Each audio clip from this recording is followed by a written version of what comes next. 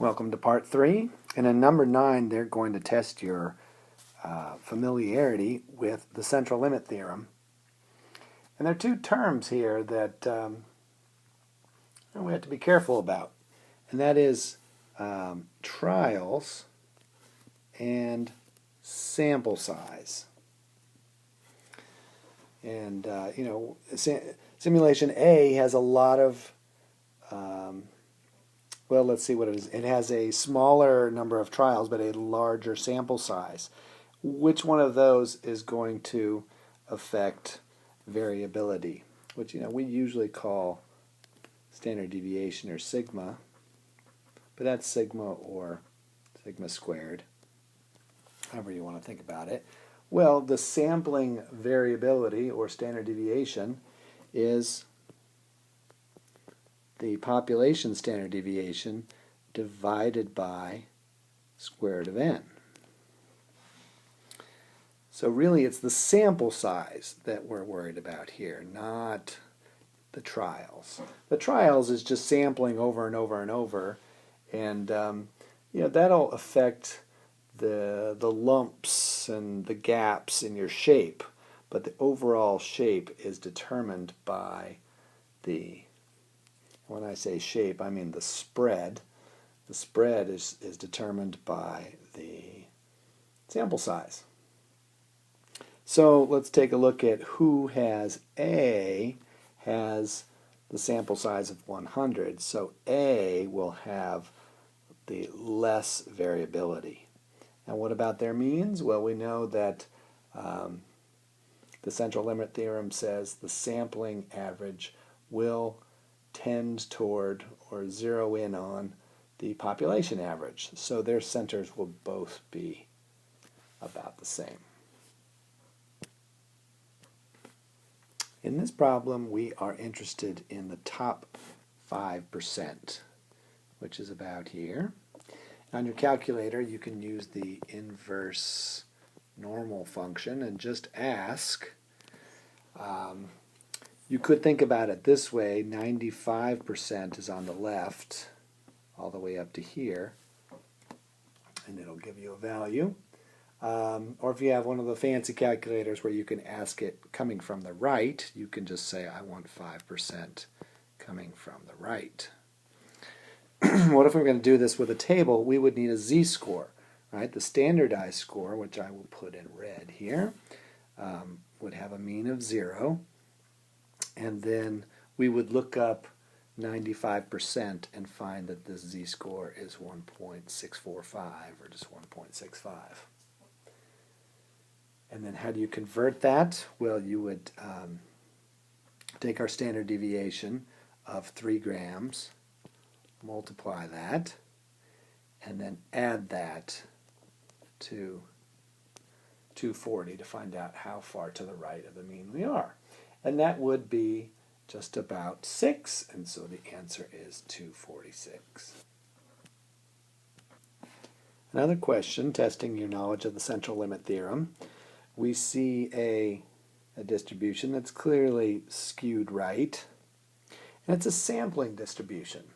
Well, what do we know about the central limit theorem? It says if you have a population, call this the population, your sampling distribution is going to be normal if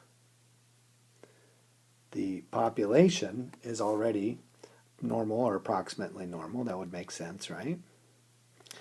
The mean would be the mean, and the variation would be less by root 2. But even if you have a skewed population, if your sample size is large enough, the amazing thing about the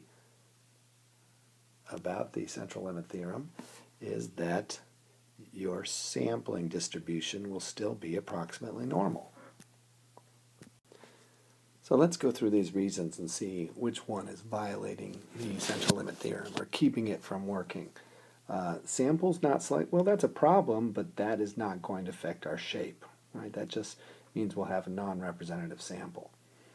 Sample size was not sufficiently large. Well, that's what central theorem is all about, central limit theorem. So B is the right answer.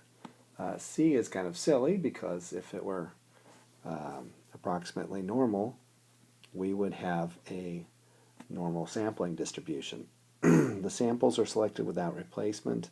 That is similar to A. That would give us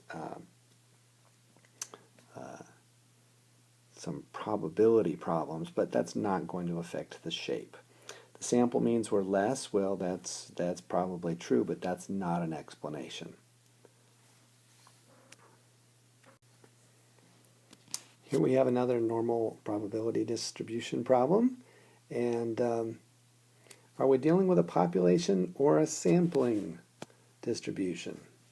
Well, when we see something like, we see population over here, but now we're sampling 144 subjects. We're not asking about the probability of one person, or one individual, I'm sorry, task here, I guess it is, one individual being more than 111.0 seconds. We're asking about the probability of a mean being that. What is the probability that the sample mean would be greater than 11? Well, now you know we're not dealing with sigma. We need sigma divided by square root of n. And it is nice that they gave us sigma here, and then n is right here. So what is our sampling standard deviation? It's going to be 16 divided by 12, because square root of 144 is a nice perfect square. And 16 divided by 12 is 1 4/12. So that is our standard deviation. Now we can do a normal curve calculation with a mean in the middle here of 10.2. The sampling mean is still the same as the population mean. But what is the probability that we're going to be 11.0? So that's something like here, and it is greater than. So you can do this on your calculator, saying 11.0 up to infinity. Or if we found a z-scar, we would take that 0.8 divided by 133. And we would end up finding that this area is 2743. Number 13 asks us how to interpret basically this part. I mean, there's a little story here about backpacks and what your mean and standard deviation are, but here we have our results. And maybe the most important thing here is to notice that that is not x is greater than 22, but the sample mean is greater than 22. And yes, that's a 5% probability here, 5%. A 5% chance of what happening? Well, let's look at our choices. So remember, it's a sample average. So the first one is out. This is saying that each backpack would have a weight above 22 pounds. And right now, we're looking at this notation that the sample mean would be greater than 22 pounds. The probability of this would be 5%. But anyway, we're not talking about each of them, so no. Probability that each of them would, no, we're not talking about each of them. We're talking about the sample average, the average of the 5. Population mean, well, that's silly. So we're down to D and E.